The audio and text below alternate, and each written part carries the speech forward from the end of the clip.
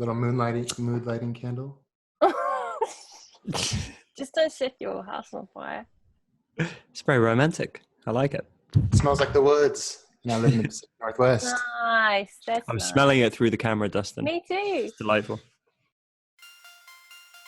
Welcome to the Honest Designers Show, your transparent look into life as a modern designer.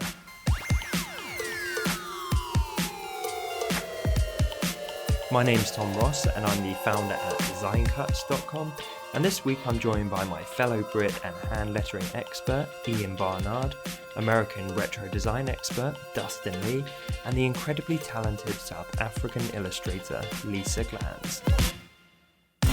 This week we're talking about the difference between being a creative and being an entrepreneur. Many of us are trying to make an independent living based around our creativity, but there is often a big difference between the actions of a creative and the actions of an entrepreneur. Typically, creativity alone isn't enough to grow a successful business, but many creatives shy away from the business stuff, even painting it with a negative brush. So without further ado, let's get into the show. So this week we're talking about the divide going on with a lot of people, I think, between are they a creative? Are they an entrepreneur? Are they both? If they're aspiring to make money out of their creativity, do they need to be an entrepreneur or can they just be a creative? All this kind of stuff. To be honest, I really wanted the four of us to jump on and discuss this because I need to get out of my own head with it. I've been putting out content on my personal Instagram about this and getting a bunch of comments from people. And it's a really tricky subject. So I thought the four of us, four heads are better than one and all that, could hopefully answer some questions. We've got a ton of questions about this on our social profiles, so we can address as many as we can on the show. But let me drop my 2 cents and then you guys jump in and either be like, no, you're talking complete rubbish, or possibly I'm going to make sense. Normal. So, Only kidding. Yeah. So for me, there is a big difference between being a creative and being an entrepreneur. If you're a creative, it's someone who enjoys creating. It doesn't inherently have anything to do with the business side. If someone for their hobby enjoys lettering or doing art or design, they're a creative.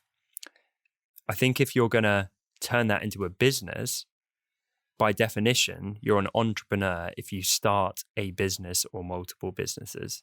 You incur all the risks that go with that and the ups and the downs, all that kind of stuff. But fundamentally, if you're looking to start a business, that will make you an entrepreneur, whether it's a big business or a small business. And I think my concern is that a lot of people, it's being glamorized, right? So everyone wants to be an entrepreneur. I think a hell of a lot of creatives think, oh, that's the natural next step for me. But they don't necessarily realize how tough it is or what a roller coaster it could be or what that harsh reality looks like. And I've got my weekly call with some of my followers where I try and help them and give them advice. And we were breaking down time spent by a few of these people.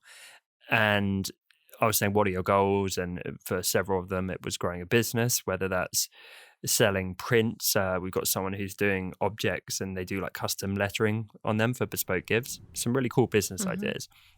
And for some of the people, they were saying, yeah, my goal is to turn this into a business, i.e. my goal is to be an entrepreneur. And I would say, okay, how much work are you putting towards that stuff? And it would turn out to be virtually nothing. All of their time, like literally all of it was going on creating, whether that was doing the painting or some of it was going and driving and buying art supplies and that kind of stuff. And so first of all, it occurred to me, I was like, okay, that really doesn't add up because the business is not going to build itself. You creating art that you like to do, you're acting like a hobbyist, you're not acting like an entrepreneur, and a business will not naturally just happen like magic on the back of that. And then I started thinking more and I was thinking, well, hold on.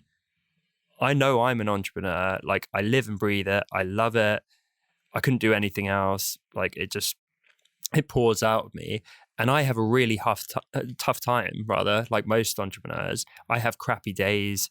I have huge moments of self-doubt. Like, I don't know a single entrepreneur that doesn't go through those incredibly hard times. And the only thing that gets me and others through is that they love it.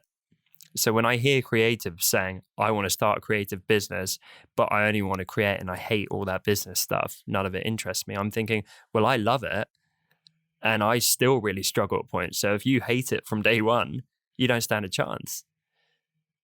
So all of this has been kind of swirling around my head, and then people have been dropping really insightful comments, and I'm starting to try and get a real balanced view on it. But that was my gut feeling, as harsh as it sounds. And I was kind of throwing myself to the wolves. I recorded these videos and put them out to my followers, who I care a lot about, and I'm always trying to help. But I'm basically sending out a video which is a message they probably don't want to hear, and is not my normal positive, like, do anything you can set your mind to stuff. So it wasn't an easy thing to put out, but I think the truth is the most important thing of all. And that's what I'm counting on you guys for today, because this is something instantly, when we said we need questions for this episode, right? I think there's a lot of like fear and insecurity and confusion around this. And if we can help provide clarity for people, whether it's harsh reality, which sets people on a better path for them, or whether maybe you guys talk me around and actually I'm like, my views are too extreme and there are angles here I hadn't thought of. Can I ask a question quickly? Yes. Do you have to love the business side? Okay. I don't think so. Because you mentioned that's part of it. Yeah, 100%. So in a nutshell, and then I really want to hand over to you guys because I've just ranted, but this has been my week. There's stuff going around my head. I believe that you have to love some fundamental elements of it. I do not believe you need to love every element of it. I think there's some gurus and influencers out there who basically preach, if you don't love everything about building a business every minute of every day, you're not a true entrepreneur. And I think that's super wrong and unhealthy. People often cite stuff when they start saying, oh, I don't like the business stuff. They're like, I don't like accounting. I don't like taxes. It's like, well, neither do I. I'm like a thoroughbred entrepreneur and I don't like that stuff either. And I actually pointed out you guys as examples. Like, Ian, I know there's plenty of aspects you might not feel confident in or you don't like when it comes to entrepreneurship, but you kill it on social media. You light up when you talk about that stuff. You're like pretty genius about that stuff when you get into it. So whether you want to admit it or not, that's a big pillar of your business in terms of building a community and audience, distribution, and getting out to potential clients and marketing yourself. You are incredibly good with that stuff. So it doesn't matter that you might suck at 9 other fundamental pillars, because you at least know, you're self-aware enough to know your strengths. It's when people dismiss the entire thing and they're like, all I want to do is create and I don't want to do any aspect of the business stuff. That's where I'm like, you don't stand a chance. But fair enough if you hate 4 things about it, but you love 2 things. For me, I love building communities, and I love creating something from nothing and providing great customer care and coming up with compelling brands. I love that stuff, but I hate loads of like sleazy marketing stuff that other people might enjoy. Yeah, I think it's a case of it's reframing what people think is the business side of things. I mean, okay, there's no way you can't get around the fact that accounting is accounting and admin is admin. That's just, it is. You can't reframe that. It just is what it is. But there's other ways of marketing yourself, like you just gave Ian as an example. He's often admitted that he doesn't like the whole business side of things, but he is doing like a massive part by killing his social, accounts, like from YouTube to Instagram to everything. And then there's the side where you don't have to necessarily approach it that way. You can, as you said, Tom, you can start with creating a community, and that doesn't have to feel businessified. It can be more like a friendship thing that you're building, and I think people are getting the wrong idea what it means to be an entrepreneur in the business side of things. I think they're expecting this very suity, corporate, boring, kind of accounting stuff, and it's not about that. I mean, there's part of that, but it's not only about that. Yeah, it's about a whole lot of other things. I mean, I don't enjoy major marketing things, but I just absolutely love building my brand and my community and people that enjoy my work. That side, that really lights me up, and that is business. That's what it is. As part of running a business. So you don't have to do the whole suit and tie approach. Absolutely not. And it does annoy me a little bit when people always cite taxes and stuff like that. It's like, that's completely misrepresenting what it is. That. Yeah, well, apart from accountants and people, and I look at them, I'm like, I'm glad people like you exist, because the rest of us don't have to worry about it. Exactly. But I mean, continuing with Ian as an example, I straight away can start reaming off a bunch of stuff that you do. Like, compare this, right? Imagine you're sat in your bedroom doing your lettering, Ian, and that's it. That doesn't make you an entrepreneur. That makes you no money. That does nothing for you. That just makes you a creative. But you've consistently posted on social media. You've figured out social media and you know how it works and have great techniques around that. You do stuff like partner with people like Stefan, where you did the Instagram live around one of your product launches, and you chatted on that and reached a wider audience. You sell on marketplaces like Design Cuts and partner with people. Podcast. Exactly. I was just going to say, you do this podcast. Like, you reach a wider audience that way. You put out content and value for people and attract more customers. That, like, there's endless things which you do, which are not you sat there doing art and that's it. So all of these pieces work, and they're fun and creative and awesome, and they help people, and that's all business stuff too. I think it's confusing because I don't see the return on my investment as clearly as putting something on Etsy and getting a sale from it, which is, I think, what you think of as the traditional form of business. I think, a lot of what I do is roundabout way of doing business. So me posting may generate some income from it. It may not. Me posting a video to YouTube may generate some income, may not. And I think but I like you say, it's all to do with my business, my brand, who I am, who I'm trying to target and help. Yeah. And I think people need to realize as well, they need to find their happiness in it. And it isn't all about size. When I've been trying to ask people about their goals, quite often it is revenue driven. But I feel like for a lot of people, it's just covering the bills, right? Beyond that, I feel like it should be entirely predicated on their happiness. And I hate talking about money, but I hope you guys don't mind me saying this, but I think all of our aspirations are a little bit different. I don't think it's any surprise that possibly Dustin and I are doing things in a way which is going to scale a bigger business, because we're operating in that way. Like, we're trying to build out teams and push the entrepreneur side more. But Ian and Lisa, you're killing it at what you're doing, which is a little more solopreneur. I know you now have people helping you as well, Lisa, but you're absolutely destroying that space, building this incredible brand. And there might be two different journeys, but neither's right and neither's wrong. It's whatever you want to do, right? Yeah, that's the whole beauty of it. Because you get to choose. You don't have to. That's the amazing thing about being an entrepreneur. You don't have to follow this, the basic rules. Like, obviously you need to market your product, otherwise you don't get sales. And then you need good customer service, otherwise people don't come back. And you need to create good products, and so on and so on. So those basic rules apply. So what about the people where they're like, I don't want to do any of that though?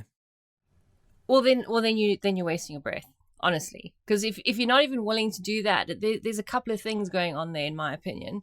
That means then I don't think that you truly want to service people. Okay, that sounds wrong, but you know what I mean. I don't think you truly want to help a customer, because the helping a customer comes with a package. It comes from creating a decent product, packaging it correctly, giving them the right information, and then giving them support afterwards. Yeah. That's the deal. It doesn't come, it's not a single thing where you just drop in the middle of the ocean and hope for the best. It doesn't work like that. So you have to then I question their intention. Is it do you really want to be helping people with your work, or do you just want to be making work? Because if you just want to be making work, then maybe you need an agent, and maybe that you're going to pay for it. They often take 50%, but for good reason, because then they are the ones running around getting you work, servicing their clients, and so on and so on. So you really do need to question your intention and what, and that's fine too, right? What lights you up? Absolutely. Like if they go, I don't want to deal with any of that, great. But have the self-awareness that unless someone else adds that piece, and we will get to agents and partners and options there.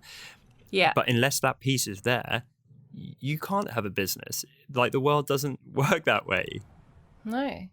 I mean, it's just, but as just going back to how, when I first started saying all this was the fact that, so within this framework, there's kind of, strict things if you want to run a business in a way, but within this broad framework, you can literally navigate it how you want to. You can shape it how you want to. You can massage it how you want to, and that's the beauty of it. I don't do like YouTube channel and all these massive social media things. I do it in my own way, and it's still working. Like you guys do your ways, and it's working for you. So that's the whole amazing thing about this, that you can really shape it to suit you and your personality and your business. Yeah. I think it's working out what you, like you say, what you want from your business. So for me, I like making the products, but that's not my everything in what I do. I love helping people. I love doing exciting new projects, and so the sort of roadmap to that is me getting myself out there. YouTube is perfect for that, because the more well known my brand gets on there, the more likely I'm going to get to work with other companies, and with the new technology that's coming, and it's a platform and that's so to smart. teach. I mean, that's clever, Ian. That's Sorry. And that's all business side, and that stuff is fun for me as well. Another thing that isn't fun is like cold sales and that kind of horrible stuff, but all of that branding and marketing I find fun. And again, if you don't find it fun, that's fine. But I really, with this group of my followers, I think the world of them. I really, really want them to succeed, but I don't want to fool anyone or trick anyone into it being easy. And if people are going to jump on a call every week and say, I didn't do any of the stuff that I need to do to move the business forward, I just sat and drew, it's like, well, great. Like, you're going to get better at drawing. You're going to have a blast with that, but you're not going to have a business. And I think you have to have a passion for what you do, or enough of what you do that spills out into the business side, if you get what I mean. So I was just thinking about, I just got some new backdrops for overhead photography work, just to make them look a bit better on just being all of my brown desk I've got here. And I got some from this lady who owns this photo background shop in the UK. And she does a lot of like Facebook lives showing how to use the product, how to get certain effects, how to set it up, how to use your camera and doing it. And that's a great example of how you've got the product that she likes making, and then combining it with a helpful like instruction, and then you get that community which comes from doing the sort of live stuff and posting regular updates. So sort of, it sort of has to be intertwined, I think. Like you say, it has to be part of your art, which is something that I've realised I've sort of is what came, because I started off as a hobbyist in terms of the calligraphy, and the business side was sort of like came very slowly into it. I probably didn't even realise it was happening. But then once I was conscious to it, then I could make some certain decisions about specifically, I suppose, the products, and the products then helped me to then build the lettering business, which is still sort of reality check. Still, if you take away my products, take away sponsorship stuff, I probably couldn't live off my like full-time lettering work. But you've diversified your income as well. It's another sign of business, and you touched on products, which is really good, because it means that, like, I saw another letterer who went away on holiday for like part of the month of August, and he didn't earn any money that month because he didn't have any client work. Yeah. And I was like, but for me, because I have built up multiple streams, and I remember, and this all comes from a conversation that me and Dustin had walking along a street in Columbus in Georgia when I was out there for a conference, And he goes, I don't want to put all my eggs in one basket.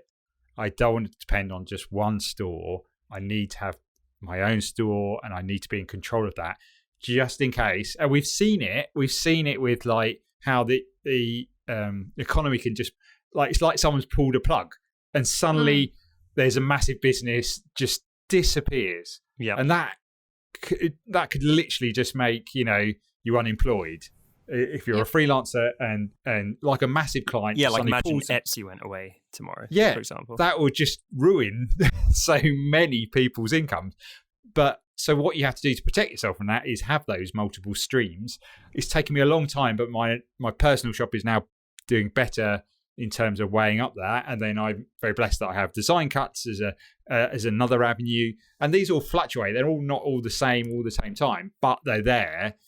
That it's like a sort of slight safety blanket, that it's something to build upon if one of my big streams suddenly disappeared. And I think the magic number is sort of somewhere between like 6 and 7 of having like a it doesn't have to be very big, but if you break up that into like 6 or 7 eggs. I've heard that too. Yeah. And I think we mentioned this before and people went, what? I can't even manage one, and 6 or 7's impossible. You gave the example of working with us, Ian. Like, that's not a big time drain for you. That is incredibly small amount of time. Working with, I suppose some of them are more time draining than others. There's sites where I have to do a lot of the work that your team does, so that I suppose helps me. Others are just like a limited, like I have my fonts on a couple of font sites, and that's just my fonts. That's not the rest of my products, my back catalogue. And so whereas Design Cuts, there's a lot of my back catalogue. So there's not, that's a much smaller income than, say, from Design Cuts. And so everything sort of requires a different amount of time. If you think about it, you could get overwhelmed. Yeah. And I try not to think, but I think about it is in terms of, if I release a product, I go through the stages. Okay, I need to put it here. I need to then send it to here and put it here. That, I suppose I'd say I don't really enjoy doing all that type of work, but I know that it has to be done, and it's like the legwork you have to do, and then the reward of that is the fact that you get an income from it. Mm-hmm. So like there's the site that's only got like a couple of my products in it. I could really do with upping that, but I have to allocate that time. It's sacrifice. It all comes down to it's time, sacrifice. I could be creative. You're not going to love every minute. Dustin, you've been very quiet, and you're like Mr. Entrepreneur in my eyes. Totally. I'm waiting for you. And so, just if you dive in here, what would you really say to all these people where they don't think they like the business side, and they're not sure they can be an entrepreneur as well as a creative, and all this kind of stuff? What would you say? Yeah, well, two things. Well, first of all, I wanted to comment on Ian's business. What I think is really great, and like the pure punk rock version of entrepreneurship that Ian has going, is that you notice like Ian puts out fonts and stuff, but Ian also does like things like, for instance, one of the early things I noticed you did, Ian, was you made the product mockup creator, like the product for Creative Market, because you realized you needed to like back up. You created a product creator that could be used to make mock-up images for products. That solves a real problem. And then you created your grid builder, which was something just to solve your own problem. And I just feel like that's like the core of entrepreneurship, like especially real punk rock, true, I'm doing this for the masses, I'm doing this for the people because they need it type of thing. And I think that kind of thing is like so admirable, and it just kind of organically comes out of people like that. Yeah, I think it. I love that. So problem. It doesn't always come around. Not all my I only have a handful of really like solving problem type of products, and they only come. But I think you have to think of it as in how, if it makes your life easier, it's going to make someone else's life easier. And so that's one of the best ways of coming up with some sort of business idea. And you could do that in all forms of like the art world, I think, in terms of like, you could do something that helps you with like choosing colors, because I find color really hard. So that would be really, and like you could do like, you could do. Here's a business idea. We can just throw these out here. You could do like a weekly newsletter where you say this is the current trend of colours, and you give them a palette, and then people are like, you're brilliant. I can use this in my work this week. Whether it's creating, something for Etsy, whether it's creating something for social media. That's just a cool idea. Write that down. I know there's other companies that do sort of like there's like Colour Lovers and stuff like that, but there's for me though that's quantity over quality, and I have to go through and try them out, and I don't like them that much. Whereas if there was one that was so good without fail, it was like on point. Yeah, and you could give examples of how to use it. That would really, or if you go really niche and you're like colour in lettering. I'd subscribe to that because I find it. I try and do a few colours together. I'm like that really. When you wear something, you're like, that's probably why I wear black and grey because I wear it. And I'm like, just something doesn't feel quite right. Look at that. I'll tell you what. Shall we jump into questions because there were so many that came in. I think we've all kind of touched a little bit on our stance on this, but I think that's going to come out even more when we address the specific objections and things like that people have. I just have one question for Dustin, if I can. Of course. So Dustin, you look like a total natural in this whole business side of stuff, and you also come from. It's like Tom. Tom, you almost look like you were born to be an entrepreneur. Since I was 12. Yeah, like, I know that your journey, Dustin, about creating your first product and, and how it kind of eventually got you out of, realizing that this is like a way forward. When did you decide to turn it into like a full on, how did you get so pro at this whole business side of stuff? I mean, did you start out like that naturally or did it just evolve? Way before I was into design, I did art when I was a kid, but then I was really into business since I was young. I started reading self-help books in my teens, and that slowly like went into like business books slowly and things like that. So I was always into that. So I was always kind of looking for the opportunity, and then I started doing design. But I got into design because I had read the 4-Hour Work Week, and I was trying to build a WordPress site for myself to make a business out of a blog, but I had no idea what I was doing, and it ended up I had to learn all this Illustrator and Photoshop. So then I kind of stumbled into design trying to be a business person. Okay. So I just kept trying to get back onto the back onto the wagon, so to speak. It's almost like you're an example of the other way around in a way. Like you started off as a business person and you became a creative, and now you've married the two brilliantly. Well, and the funny thing too is as soon as Retro Supply took off, before that I was doing design work 40 hours. I mean, tons of design work. As soon as the business took off, I was doing business stuff more and more. And at this point, I have to schedule in time. Like when I did that 100-day challenge, I have to schedule in time to do design work. I don't. Yeah. I gave up design work to a large degree to focus on business. So that was the price. Yeah. Exactly. And I touched on before, Dustin, you probably run a bigger business than a lot of people aspire to. And with that comes less creating. And I'm sure a lot of the listeners right now are like, I wouldn't want to do that because they love creating too much. And that's fine. But realize the trade-off, because you're living proof that the more you put into the entrepreneurial business side, generally the bigger you can scale it. Yeah. I do virtually no designing now. And I love design, but I don't have time. And the irony of the whole thing is that lots of times people want to make money so they can be happy and do more creating. But the thing is it's all backwards. I don't know if the business part made me happier. Maybe I was doing that at first so I could do more creating, and now I'm just doing the business thing. I think we talked about this before with Alan Watts saying that. He's like, if you're doing something just so you can have more time to do more of something you don't love doing, then the whole thing is stupid. So you got to find your balance. If you love art and you're trying to make money to do art, make enough money to do your art, that's all you need. You don't need to make $100,000 a month. You need to make enough so you can draw and have fun and not worry about your bills. And that's fine. In fact, that's better, more admirable than making $100,000 a month and not being happy or not doing art anymore. But you enjoy the business side though, Dustin. I mean, you love it, don't you? Yeah. I love doing it, but I think a lot of people listening, there's no reason they need to do that. Dustin, just on a practical level, could you recommend 3 top business books that you've read that you can, off the top of your head? Yeah, I could. The 4-hour work week. I know it's a cliche, but I really like it was like my gateway drug. That's Anything you want. And can you, in like a paragraph, you say, is it about going down to 4 hours a week? Because you don't work 4 hours a week. Yeah, no. Yeah, okay. So the 4-hour work week should have never been called that because you will never get there with that book. The 4-hour work week is basically all about like the fundamentals of starting a business with one person, essentially. Okay. And it just like it's something about it. It has some sort of little sprinkles in it that make you want to start a business. I can't explain it. As you read it, it just makes you want to start a business, and it makes it feel possible.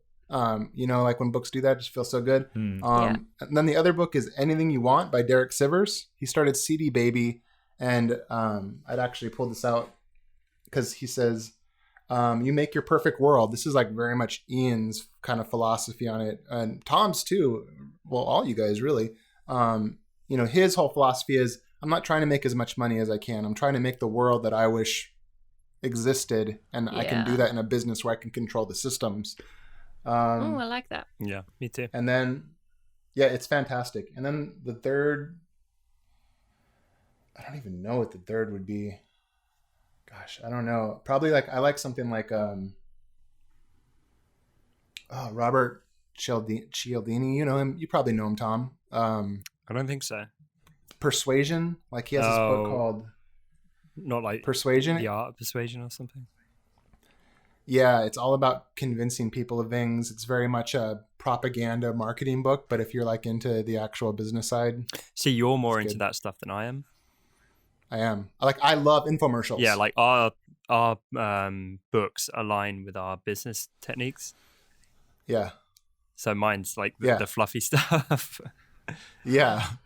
Yours is like the warm, fuzzy feeling stuff, and I like that stuff too. But I also find I'll watch infomercials at night. I love seeing how they'll sell a chopper to people. Yeah. Not when it's a piece of junk, but lots of times there's cool stuff. But I love how they do that. Like I'm fascinated by it. And I can see that even down to your product's preview graphics. And the point is, there's no right way.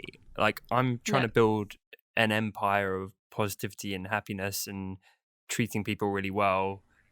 And like I've just got visions of like unicorns and like why the hell not? Like in a world where I want to be the company where people are like, wow, like telling their friends this company treated me so well. It's crazy. No one acts like that. Yeah, that's cool. I don't care if that sounds cheesy. That's what I want to do. No, I'm laughing because I think you are doing that, and I feel like this isn't true for people listening, but like compared to that, it sounds like I'm trying to build like the ShamWow of like the design industry, which is not true, but you're very much more that than I am. Yeah, and that's fine. And I know so many people, you included, who do such a great job at understanding the psychology behind buying and putting the right bits in place for that. And I know that stuff too, but I've deliberately haven't pursued that as much because it just doesn't interest me as much or make me as happy. And that's fine, but like hopefully all four of us show there's no specific way that you need to go with this. You can find your own way. And so that's, I think, why it frustrates me where people just write off business as a whole.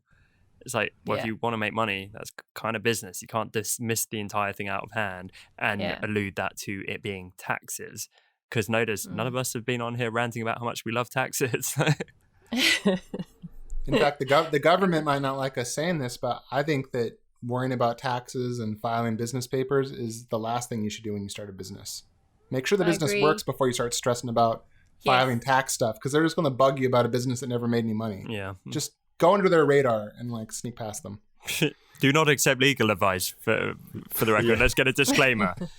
We are not giving you legal advice here. You cannot sue us. No. This is purely for entertainment purposes. Take it as real advice. Get an accountant as soon as possible if you can afford it. Yeah. That was the best decision I ever made. Oh, hell yeah. Yeah. Because I haven't a clue about any of this. So, and I suppose with Dustin's books, I'm quite keen on books as well. Obviously, a majority of mine are lettering books, but mine are like in between like the lettering book and the business book, with like Austin Kleon's ones of like still like an artist and share your work, because it's talking about building yourself up as a brand and making, in terms of what I suppose more thing I do in terms of my brand is my business rather, is part of my business rather than just the sales and stuff like that. Yeah. Let me jump in here to some of the questions, and I'm going to kick off with more of a comment and a statement than a question, which is from one of my followers, Candice. And she does a really good job. People were debating this in the comments, and I thought she summed it up really well. So I wanted to kick off with her thoughts, and then we can get into some Q&A.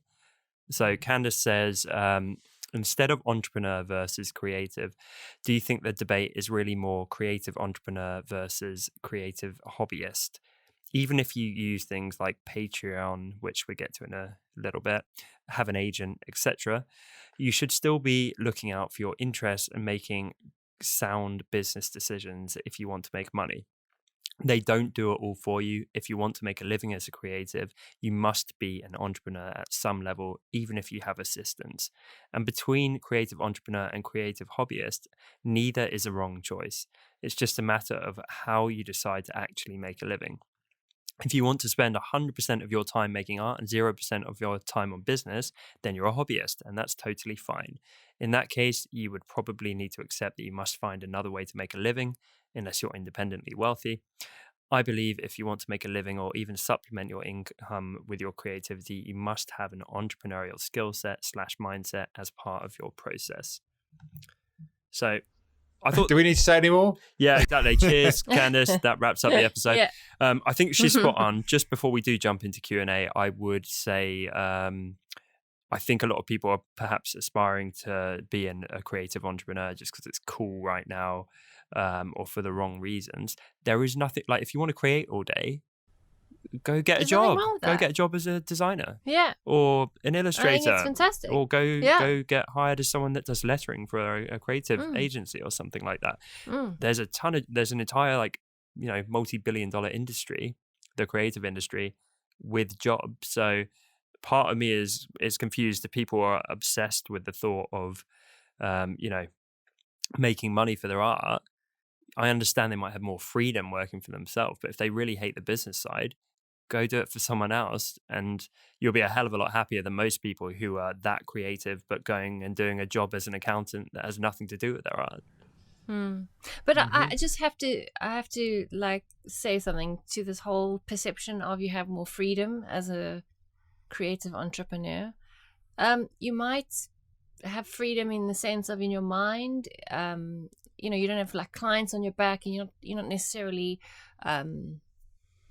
I don't know how do I say this. I don't think it's as free as you think it is. Yeah. Because essentially you're still bound, if I can call it that, to the fact that you have to do the business side of things, and you can't get away from that fact. And therefore there is still a sense of you're bound to the capitalist world, and that it depends on what you classify as freedom.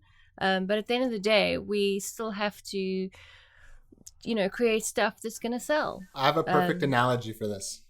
Okay. So if you work for someone, it's a dark analogy a little bit, but it's true. If you work for someone, you're essentially chained to that business, right? Yeah. So you can't get away, otherwise everything falls to poo-poo. Don't think I've ever said it like that in my life. potty We just mouth. have my kids are going to love that. Poo-poo. If you work for yourself, you're like the monkey who has their hand in the trap holding the banana, but they're not willing to let go of the banana because they want the banana. Yep. Like I constantly think to myself, well, I could stop and money would just come in. I could go do this, but I can't let go of the banana. So both, is there a difference if you can't let go either way? Yeah, I don't think there is much of a difference. It's just how you're getting there. I think the difference is happiness. How you trap yourself. Yeah. Yeah, for me, the difference is happiness. I think it's for awesome that people Yeah. want to find a way to get paid for what they love to do, which is creating. Incredible. Yes. But everyone seems to default to, oh, well, I best go start a business. It's like, so you're picking something which you quite possibly don't enjoy, which is the highest risk possible, will have incredible stress, will eat up your work-life balance, will at times make you miserable and anxious and everything else. Like, it's a hell of a decision to make. Like I said earlier, even if you love it to bits, it's still a pretty illogical decision on paper. So it's why I'm so baffled when people are like, yeah, I definitely want to go do that, even though I really don't enjoy that side of things. You could actually just transcribe that, and that could just be like your biography. It's kind of miserable. Let's go for something more positive. Okay. Tom nearly killed himself. Why am I laughing about that? Yeah, I know, that's terrible. How dare you? Okay, shall we jump in Q&A? Because I really want to try and get like a well-rounded discussion here. We've been going a while on this, so it might end up going into 2 parts. 40 minutes before the first question. I know. I'm sorry, guys. We wanted to do 2 parts. We want to do it justice. Yeah. Who would like to pick the first question? I'm looking at you, Lisa. Yeah, I think I've got a good one from Paige, because she basically asks, as someone who's just starting out, how would you even get started? What good habits or strategies should I implement now? And I think that's quite a good question, because it's, the minute you decide to actually go down this road, as soon as you can get into, finding good habits, setting yourself up for getting used to stress levels or the business side of things, or the sooner you can do it, the better. Yep. So I don't know if you guys have any tips for that. Me. Go for it, Tom. Okay. For me, I think you need to work out how to get the first sale of whatever it is you're selling. And then I think you need to drastically audit your actions and put virtually all of them towards that. So what I mean by that is, there's some people that I know that have a great body of work. They've got a lovely portfolio. They've been creating for years. So that's not the issue. It's not like they've got nothing to show for it. But when their aspiration is then to go and turn that into some kind of business vehicle, their actions don't follow that aspiration. And this is something I impose on myself, and I think every entrepreneur can do this. Like, so often, being humans, what we fill our day with is not pointing directly to the thing that we're actually going after. We fill it with stuff which is kind of relevant or completely irrelevant or whatever. So imagine this: you completely put everything else on hold apart from the absolute top thing is going to help move you towards that goal of making your first sale. And that's it. You just do that until you make the first sale. That might sound very scary as a first step, but it will be the ultimate shortcut instead of faffing around. What people do is they faff. They faff for months. Oh, well, I'm going to turn it into a business. So I've got to think for 3 weeks about renaming my Instagram, and then I need to rebrand and then do a website and incorporate it as a company. Blah, blah, blah. It's whatever it is. I'm trying to help someone right now. They've got a SaaS business. This is one of our team. It's like a software as a service business. And I was like, okay, so get the thing ready and then go and find 200 of your ideal customers. And it's a freemium thing potentially. So you're not even trying to sell to them, and contact them and say, I think you'd love this. It would be great for what you're doing. Do you want to try it? That would be the shortest way. But if they spent 8 months tweaking their Instagram posts, colors, thinking, why haven't the customers turned up? So you just got to kind of cut through all the crap and get to the thing that's actually going to help you make the sale. Yeah. I just to add to that, I did the Marie Forleo B School when I first started doing this, and the biggest thing that stuck in my head in the beginning when I first started doing the course was she kept hammering the point home, because when you first start out, there's so many things you have to think about. As you said, you feel kind of overwhelmed, but she kept reminding us that every task that you sit down to do, every single task, you have to ask yourself, is this going to make me money? Or, is this going to get me the sale? Is this going to build my business? Is it going to move me closer to my goals? Is it exactly that in the actual sense? Yeah. So if you can literally say yes after answering that, then that's cool. Then carry on. And not only that, but if you can't, because it might a little bit. Because I think there's a gray area, right? People are like, oh, well, by tweaking my Instagram colors, it will move me a little bit closer. So it's not, will it move me closer to my goal? It's, is there anything else that would move me closer to that goal faster? If so, you should be doing that. Exactly. And you need to be brutal with yourself. Shall we give a couple of quick examples? Because I want to get super granular. I think that helps people instead of just vague chat about go focus. For example, I've talked to a few of my followers and people and listeners where they aspire to be like you guys and sell digital products. Okay, you want to do that? Create a digital product and then go hit up every marketplace out there instead of trying to set up your own store and sell it from day one with no audience. Hit up every marketplace, contact us at Design Curts and say, I've made this product, I'd like to sell it. They might turn around and say, sorry, it's not good enough. No. Great. Back to the drawing board, make it better. Or they might say, okay, yeah, cool, we'll sell that. And then you start making sales. And then you're off to the races and you go from there. It's that simple, right? You make the product, you ask people to sell it, done. That's because it sounds like what Marie Forleo was saying was think about high leverage activities that will make money. Yes. And that would be one. If you make something and put a price on it and people can click buy, that's a high leverage activity. Yeah. Talking to people and networking so someday you can make money is not a high leverage activity. No. If you're trying to build a business. It might be for building an audience, but it has nothing to do with you actually making money. Mm-hmm. And that kind of thing you can do later down the line when you actually have the steady income coming in. Then you have the freedom to start doing things like that and really take it to the next level. But if you're wanting to get your first sale, how are you going to get your first sale? It's not going to be talking to people or tweaking your colors. It really isn't. And I have to also just add, if you do submit it to these marketplaces and you get rejected, that doesn't mean then you have to turn around and say, well, that was a waste of time. In actual fact, it wasn't. You actually got a free kind of class, if I can call it that, on somebody telling you actually your work is not up to scratch yet. So then it's like a good way to tell you need to go back, you need to improve, you need to do it better. And that is a much better way of actually putting yourself out there than putting mediocre stuff on a website that you threw together hoping for a sale. I have a great example of this. So we started an affiliate program at Retro Supply. And for people who are not familiar with affiliate programs, basically it means that if you qualify, you become a partner of ours. And when you share our stuff through a link, you get a cut of the sales for referring your audience, right? So we invited different people in, and there's two types of people. 90% of the people fall into the category of, I tried twice, I didn't make any sales, I'm done. And they walk away. And then there's someone like my friend Adam. Adam does it. He tries a couple times, tries a couple different things. He had a baby coming on the way. He wanted some extra cash to, put away so he could take time off to spend with his child. He kept trying things. Eventually, he hit upon the way that worked for him to do it as an affiliate. It wasn't on the first or second time necessarily. He ended up making like $2,000 in a month. That gave him an extra week off of work. So the point is that 80 to 90% of people, and this applies to everything, 80 to 90% of people, they try once or twice, like you said, they play to creative market, they try a product, they say, well, that doesn't work. That's a lie. And then they stop.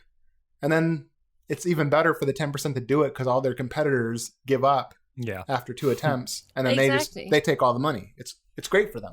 And that's how me and Dustin started on, with our marketplace shops. It was just like trying stuff, and logos did okay, but then we kept trying other bits and fell on stuff that actually did work, and it just sort of went from there. But I'd done loads of stuff. I'd been on the big sites like iStock and Shutterstock, but I was only getting like a handful of sales, and so I had to think, okay, it wasn't like my main focus, but it was like a really side part of my income, really tiny. But then I just had to think, it was sort of where, because I was building stuff that wasn't really my passion, but I thought it might sell, but it didn't do either. So that was a bit of a no seller. But then once I'd got on board with interest in typography and making the sort of logo templates, that's when it sort of took off a little bit more. Mm-hmm. Not greatly, but a little bit more. And I could see that momentum. And I think you need to just try things, see if they sell. If they don't, then think, okay, maybe let me try again with something else. If they do, then think, oh, how can I make it better? So there's like two ways of thinking about it. Yeah.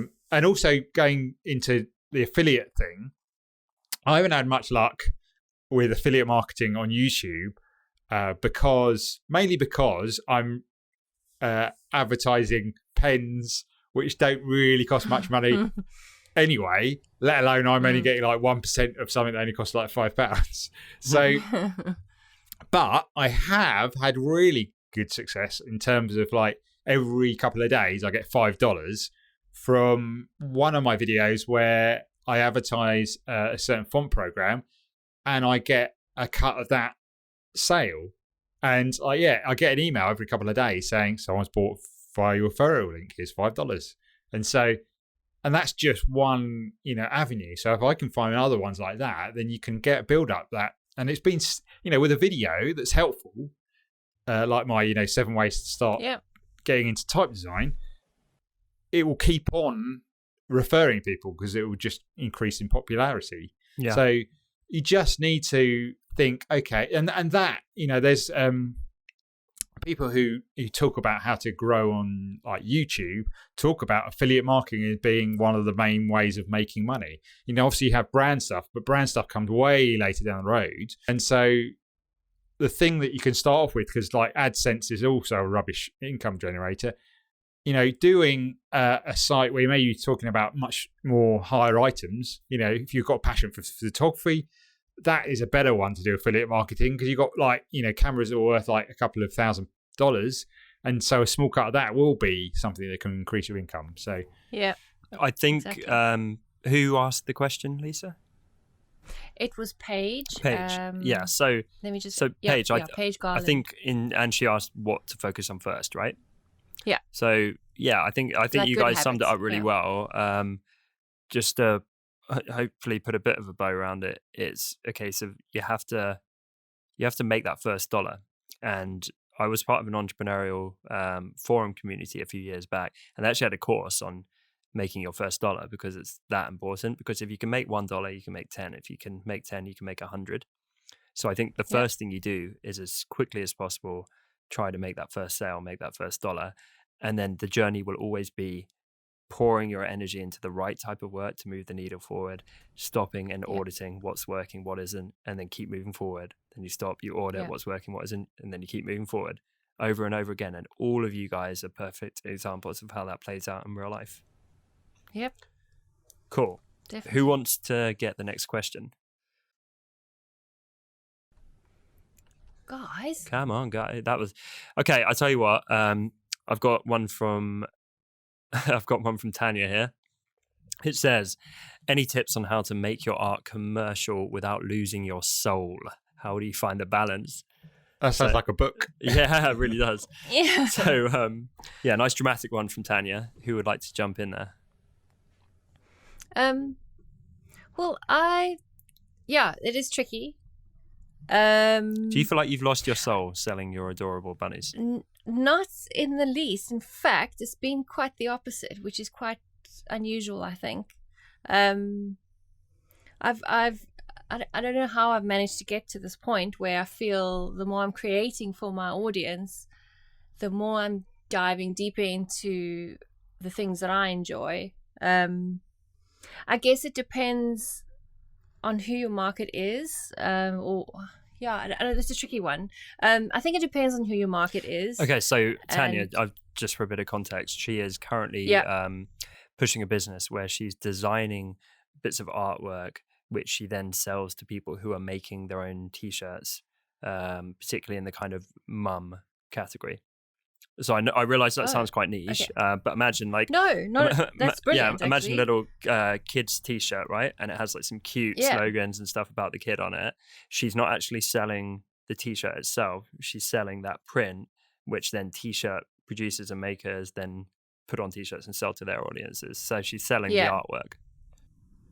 Okay, so I'm assuming off the bat that she started this business because there was something about it that she really loved. Yeah, she's been dabbling in a few things.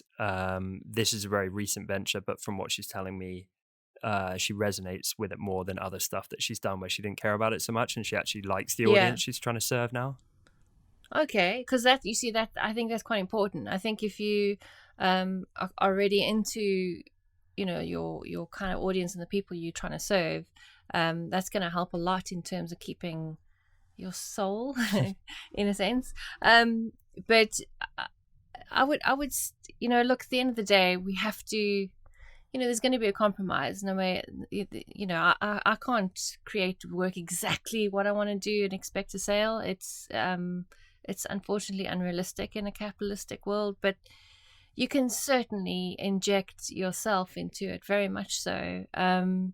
If you, it's kind of like a marriage between finding a balance between who you are, your essence of your art, and who what you're trying to serve, and what you're trying to give to your audience, and how you think it's going to help them.